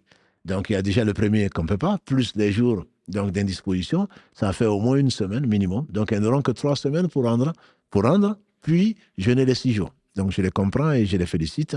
Non, dès le lendemain de l'Aïd, on peut le faire.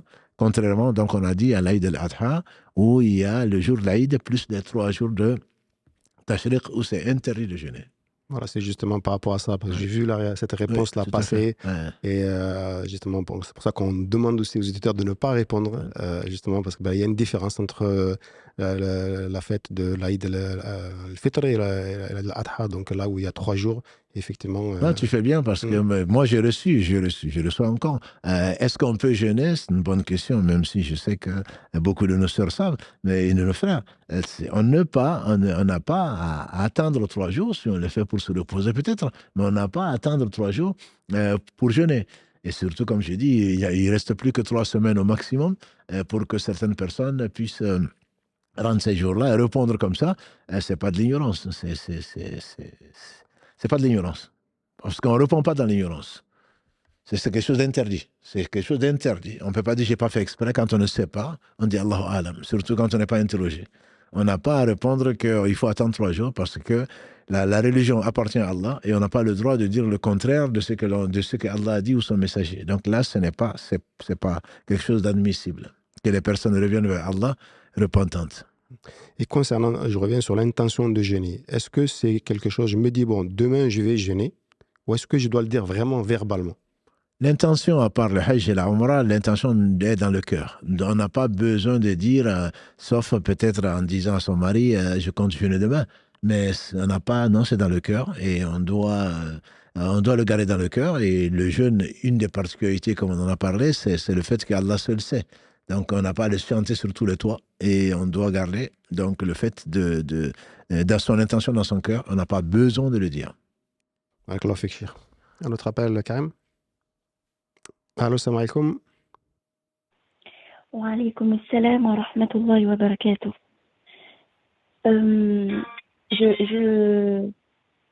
Alors, pardon, oui. Donc, je voulais dire que ça fait pas longtemps que je suis les lives de Imam et je voulais Et j'en apprends beaucoup sur ma religion, alhamdulillah, et qu'Allah vous récompense tous de la bonne manière qu'il soit, ainsi qu'à nous tous, et vous augmente dans votre science.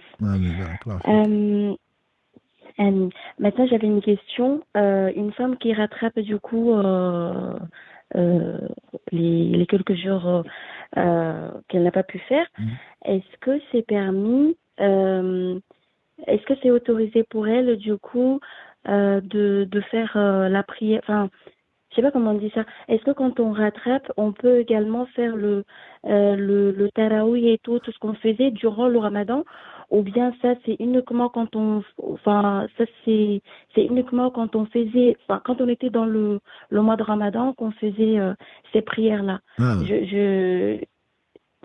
Oui, non, allez-y, complétez la question. Je me sens un peu bête en fait, mais je connais pas tout. Enfin, non, c'est pas, non, il y a pas de question. Non, il y a pas de question bête. Non, c'est la réponse qui peut être bête. Non, vous posez toutes les questions, il n'y a pas de souci. Mohamed a été demandé si on peut faire Shawwal dans un autre mois. Donc, il n'y a pas de, non, il y a vraiment pas de complexe à avoir. Et vous avez raison. Et en plus, c'est une très bonne question, je trouve, parce que certaines personnes pensent que puisqu'il faut rattraper Ramadan, donc aussi il faut faire Tarawih. Le tarawih est particulier au mois de Ramadan. Une fois Ramadan passé, il n'y a pas de tarawih. Par contre, le prophète alayhi salam faisait le tahajjud. Donc, il le priait après le Isha 2 raka'a parmi les rawatib. Ensuite, il dormait. Ensuite, il se levait, il priait. Donc, 11 ou 13 raka'a. Donc, après. Ça, on peut le faire, mais ce n'est pas. Le Ramadan n'est pas lié, le jeûne n'est pas lié au tarawih. Parmi les questions du quiz qu'on a posé cette semaine, pour le lundi dernier, justement, c'est je n'ai pas fait le tarawih, donc est-ce que je peux jeûner? Ou je n'ai pas jeûné, donc je ne peux pas faire le tarawih. Non, les deux ne sont pas liés, le tarawih n'est pas une obligation, vient donc pour embellir, vient pour compléter la belle journée, on espère, du jeûne. Les nuits, on préfère donc lire le Coran, prier, etc. Mais en dehors du Ramadan, on peut prier, mais ça ne s'appelle plus tarawih, et c'est surtout, ce n'est pas lié au jeûne. C'est pas parce que j'ai jeûné lundi soir, lundi plutôt dans la journée, ou j'ai jeûné jeudi que le soir, je vais me mettre à prier spécialement. Non. La prière et le jeûne surrogatoire, ou même de rattrapage, sont deux choses qui sont différentes. Il n'y a pas de tarawih en dehors du Ramadan. Non, j'ai compris. Barakallahu fika, Imam. Merci beaucoup pour les éclaircissements. Allah yabarak fik, ma sœur. Barakallahu fik, ma sœur. Assalamu alaikum. J'ai une question un petit peu, je ne sais pas comment je pourrais la qualifier, mais la personne elle dit nous avons mangé, je pense, pendant le mois du Ramadan, avec des cuillères en argent. Avons-nous le droit? Et sinon, que doit-on faire? Repentir, sadaqa? Alhamdulillah. Si vous avez mangé, remerciez Allah subhanahu wa ta'ala. Et le prophète sallam a interdit de manger avec des couverts en argent et en or. C'est interdit. Vous avez fait de l'interdit, vous avez mangé, alhamdulillah, c'est que vous avez mangé, si c'est halal, il n'y a aucun souci, mais vous avez fait un péché pour lequel, par ignorance, j'imagine, puisque vous posez la question, par ignorance, et Allah pardonne à la communauté de Mohammed sallallahu alayhi wa sallam les fautes, et donc fait les faites par ignorance, par oubli, ou par contrainte. Là, j'imagine que vous n'avez pas oublié ni été contraint. Non, vous devez demander pardon à Allah parce que vous ne saviez pas, et vous n'avez pas à le faire. Celui qui mange consciemment, bien sûr, celui qui mange volontairement, qui utilise volontairement les couverts, donc en argent, ou même si il se prend pour le riche, et en argent ou en or, il a désobéi au prophète sallam. Et même risque de ne pas le faire, s'il ne se repent pas, de ne pas manger avec des couverts en argent et en or au paradis. Certainement pas. Ça, c'est réservé aux gens du paradis. C'est comme le vin. Il y aura un fleuve de vin, celui qui en boit ici risque d'en être privé, à moins qu'il revienne dans Allah subhanahu wa ta'ala. C'est comme la soie, sauf pour les femmes, et l'or pour les femmes. Par contre, manger avec des couverts en or et en argent, c'est interdit tant aux hommes qu'aux femmes. Les bijoux, alhamdulillah, Allah le permet, la soie, Allah le permet aux hommes et aux femmes, mais pas comme couvert. Barakallahu fik, Cheikh. Barakallahu fik, Massa, pour la question. On va prendre un dernier appel, peut-être, parce que c'est bientôt l'heure du Maghrib, Inch'Allah. Allô? Oui, salam alaikum. Alaykoum salam wa rahmatullahi wa barakatuh. Premièrement, je voudrais d'abord vous remercier pour tout ce que vous faites au quotidien pour nous. Vraiment, qu'Allah vous récompense par le meilleur ici-bas et dans l'au-delà. Parce que moi, je suis inscrite à des cours d'arabe et de Coran. Et bien que je fréquente beaucoup ma mosquée en Île-de-France, l'imam, il est vraiment très sollicité. Du coup, c'est très difficile de poser des questions et d'avoir des réponses, surtout que les hommes, ils se l'accaparent toujours avant nous, les femmes. Et vous, en fait, vous répondez à nos questions au quotidien et vraiment qu'Allah vous récompense toute votre équipe pour ça, vraiment. Je crains que les Toulousains disent pareil, mais bon, alhamdoulilah, barakallahu fik.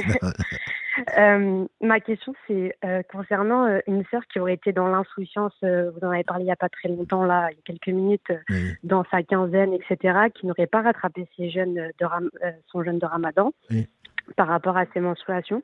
Est-ce que lorsque là, elle décide de rattraper ses jours, par exemple de cette année de 2024, elle doit d'abord rattraper ses jours de 2024, par exemple, et ensuite continuer dans l'année en rattrapant, par exemple, en essayant de deviner, enfin, de calculer un cycle moyen qu'elle a depuis des années et de rendre après, par exemple, 2023, 2022, 2021 dans l'ordre chronologique.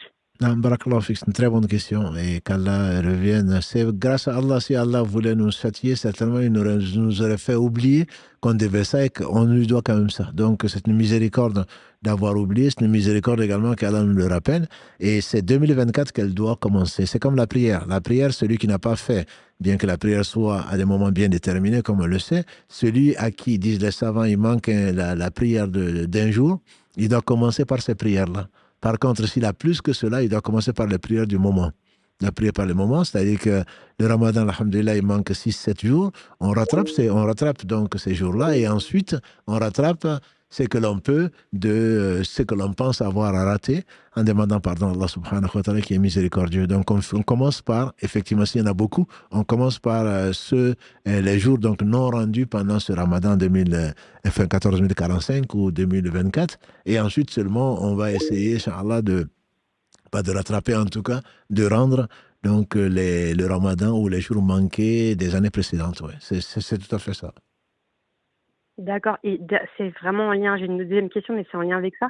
Ça veut dire que, par exemple, si j'ai terminé de rattraper mes jours de 2024, est-ce que si je veux rattraper mes jours de 2023, par exemple, est-ce que j'ai le droit de le faire avec d'autres jours importants pour l'islam, type à Arafat ou des choses comme ça, en mettant la double intention, ou je n'ai pas le droit, il faut vraiment que ce soit un rattrapage de Ramadan. Non, vous avez le droit. Si Allah vous donne cette idée-là, c'est une bonne idée et c'est très bien. On peut même faire 2 en 1, même 3 en 1.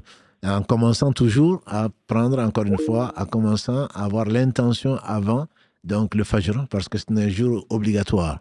Le rattrapage est obligatoire, mais si la veille de Arafat, et d'ailleurs les 10 meilleurs jours alhamdoulilah, de l'année, surtout les 9 meilleurs jours pour le jeûne, donc sont du 1 au 9, vous pouvez très bien avoir l'intention de rattraper un jour, et si c'est Arafat, de jeûner Arafat, et si c'est un lundi, de jeûner lundi. Donc en même temps, vous pouvez vous faire 3 en 1. Il n'y a aucun problème. Alhamdulillah, c'est mieux vaut d'ailleurs en profiter, Inch'Allah, pour accumuler les bonnes actions, Inch'Allah. D'accord, merci beaucoup, Barakallah. Allah merci beaucoup. Jazakallah khairan. Alaykum salam wa barakatuh.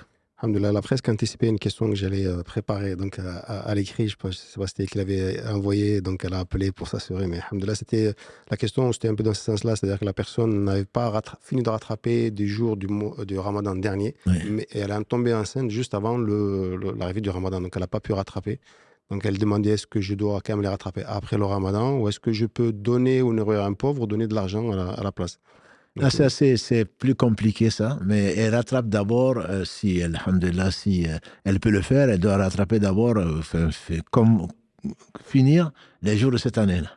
Et ensuite, elle rattrape quand elle peut, puisque l'année est passée, elle rattrape quand elle peut, mais dès qu'elle peut, bien sûr, parce qu'Allah seul sait quand est-ce qu'il va la rappeler, dès qu'elle peut, les autres jours. Mais elle commence d'abord par rattraper de cette année, le Ramadan de cette année, et ensuite rattrape les autres jours, Inch'Allah. Après, est-ce qu'il faut donner à manger ou pas? On vient de voir.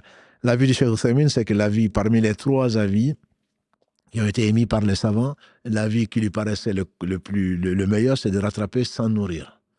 Et surtout s'il y a une raison pour laquelle elle n'a pas pu le faire. comme la grossesse ou l'allaitement, il y a une raison. Donc, elle a été contrainte, entre guillemets, par la grossesse, contrainte pas poignée liée, elle a été contrainte par sa situation physiologique de ne pas pouvoir le faire. Donc, il n'y a pas à nourrir un pauvre pour ça, même si elle n'a pas pu le faire. Ben, certains savants disent que quand même, il faut nourrir un pauvre parce que on a laissé passer un ramadan, mais moi, je suis de l'avis vraiment que de la miséricorde infinie d'Allah et que tout ce qu'on n'a pas fait volontairement ne reste pas de péché. Donc, se contenter de rattraper ces jours-là suffirait, Inch'Allah. Je terminerai par une dernière question, même si là c'est peut-être un peu tard, mais on peut toujours l'anticiper pour la zakat du fitr de l'année prochaine, Inch'Allah. Donc une femme, elle dit, je suis une jeune femme de 23 ans, je vis avec ma mère et mon beau-père depuis l'âge de 7 ans, qui subviennent donc aux besoins financiers, à ses besoins financiers. Et mon père, qui lui est encore vivant, hein, donc est-ce que c'est lui, au père au père donc vraiment génétique de cette personne, de donner la zakat pour elle, ou est-ce que c'est du coup sa mère et son père, son beau-père, pardon? Le beau-père, s'il le fait, c'est une sadaqa. Il sort la zakat de quelqu'un d'autre, donc c'est très bien. C'est au père de subvenir aux besoins jusqu'à ce que la fille se marie, à moins que la fille se dise je travaille, donc je t'en dispense. Normalement, c'est son droit et c'est le devoir du père biologique, même s'il y a un divorce, un remariage, comme on l'a compris, c'est pas au beau-père de subvenir même à ses besoins. Il le fait parce que c'est le mari de sa mère, il le fait parce qu'il espère, j'espère, à Allah donc la récompense, mais il n'est pas obligé de le faire. Et je conseille à ce beau-père d'ailleurs de purifier son intention. Ce n'est pas quelque chose d'obligatoire, mais il le fait pour plaire à Allah subhanahu wa ta'ala et pas que pour plaire à sa femme. Et donc il aura la récompense à Allah, même s'il aura en même temps le plaisir d'avoir fait plaisir à sa femme. Mais il faut le faire avant tout pour Allah et ça lui sera Inch'Allah, compté comme étant une sadaqa. D'accord. Donc, et là, donc, tu l'as dit, si la femme, elle travaille, elle peut subvenir à ses besoins seule, elle peut dire donc à son père, son père comme son beau-père, absolument, elle peut dispenser. Les charges de la famille, dans l'islam, le principe, les charges, c'est pour une fille jusqu'à ce qu'elle soit mariée. Et pas du tout, ça les arrange. Là, on ne parle pas de manque d'égalité. Mais c'est parce que Allah a voulu, subhanahu wa ta'ala, donner à l'homme une responsabilité qui correspond à ce qu'il lui a donné comme capacité physique, etc. Et que la femme n'est pas obligée, mais elle peut travailler. Il n'y a pas de discussion dessus. Je ne connais pas de divergence entre les savants pour dire, tant qu'on peut respecter sa religion, on ne peut pas dire que la femme ne travaille pas. À moins que ce soit un contrat entre elle et son mari. Mais ça, c'est entre eux. Mais après, c'est le père. Sinon, c'est le mari ensuite qui doit subvenir à tous ses besoins. Après, la femme qui travaille, elle peut dispenser le mari de subvenir à certains besoins. Elle peut également décider, ils peuvent décider tous les deux de partager les frais, mais ce n'est pas une obligation pour la femme de dépenser de son argent pour subvenir à ses besoins ni à ses besoins de ses enfants, même si elle travaille. Il reste à peu près 5 minutes pour le Maghreb, donc je te laisse terminer ce live et on se retrouvera donc. Le prochain live c'est lundi, Inch'Allah. Et je pense qu'on va reprendre aussi peut-être les lives de mercredi. Donc je te laisse annoncer le programme, Inch'Allah. Barakallahu fik, en tout cas pour. Allah yafik, Mohamed, et barakallahu fik, Karim. Donc qui ne rate pas de live. Alhamdulillah, et qui a veillé avec nous, et je sais que beaucoup de nos sœurs et nos frères ont suivi les lives de 2h30, et ceux de Guyane, n'en parlons pas, c'était de l'après-midi, donc ils sont favorisés. Alhamdulillah, donc Allah nous fasse profiter de ce qu'il nous a enseigné. Le prochain live, donc c'est le lundi, Inch'Allah, je pense qu'on va conserver 19h pour ne pas avoir toujours à changer d'heure. Je sais que c'est pas évident, c'est pas très pratique, mais je pense que c'est nos sœurs et frères du Comore peut-être qui doivent être contents, puisque souvent ils veillaient pour pouvoir suivre les lives. Donc pour l'instant, on va le garder à 19h, et s'il y a une chose s'il y a des horaires qui changent, on le dira. En principe, donc, à partir de ce soir, c'est 19h, et donc le prochain rendez-vous, c'est lundi, et vous connaissez la règle. Donc Mohamed Barakallahu fi vous enverra, et on a suivi vos recommandations, on va vous envoyer un quiz, Inch'Allah, demain, dimanche, Et on va commencer par la réponse au quiz. Donc, vous aurez le dimanche à lundi pour répondre. Donc, le live de lundi va commencer à 19h jusqu'à 19h20, 30. On va répondre aux réponses du quiz. On va donner les réponses du quiz. Et ensuite, on va prendre donc vos appels dans un premier temps, donc jusqu'à 20h30, puisque le Maghreb est dans 2 minutes. Et ensuite, de plus en plus, on aura le temps, Inch'Allah, de répondre à vos questions écrites et orales. Mercredi, Inch'Allah, on va reprendre donc le live du mercredi sur les maladies du cœur, la médecine du cœur à 19h. Et samedi prochain, Inch'Allah, on se retrouvera à 19h pour une nouvelle série avec différents épisodes avec le frère Mohammed qui vous passe le salam. Là, il est, alhamdulillah, guéri, Allah l'a guéri, il est en voyage, voilà. Donc, ne vous inquiétez pas pour lui, sinon que certainement, il serait content que vous priez pour lui. Donc, toute l'équipe se joint à moi pour vous remercier, comme il a dit Mohamed Adda, pour votre confiance surtout, parce qu'on a une famille de près de 600 000 donc, frères et sœurs, et c'est quelque chose qui réjouit vraiment. Et je remercie Allah, subhanahu wa ta'ala, de nous avoir associés à cette grande famille, et qu'il vous bénisse, qu'il bénisse votre temps. Et je vous dis, ne lâchez rien. C'est pas parce que le Ramadan est passé. Au contraire, Allah nous a donné la force, Allah nous a donné l'énergie pour continuer. Et donc, je pense qu'il faut vraiment être reconnaissant en utilisant cette énergie, justement, pour le servir, lui qui n'a besoin de rien. Qu'il bénisse Mohammed, sa famille, ses compagnons et tous ceux qui les auront suivis dans le droit chemin et nous fasse l'honneur d'en faire partie. Subhanakallahumma bihamdika, ashhadu an la ilaha illa anta, astaghfiruka wa atubu ilayk. Subhan rabbika, rabbil izzati amma yasifun, wa salamun ala al-mursalin, walhamdulillahi rabbil alamin. Karim aurait dit le replay, Inch'Allah, de ces lives, c'est dans 24 heures. Il va les mettre, Inch'Allah, sur YouTube. Barakallahu fikum. Wassalamu alaikum wa rahmatullahi wa barakatuh.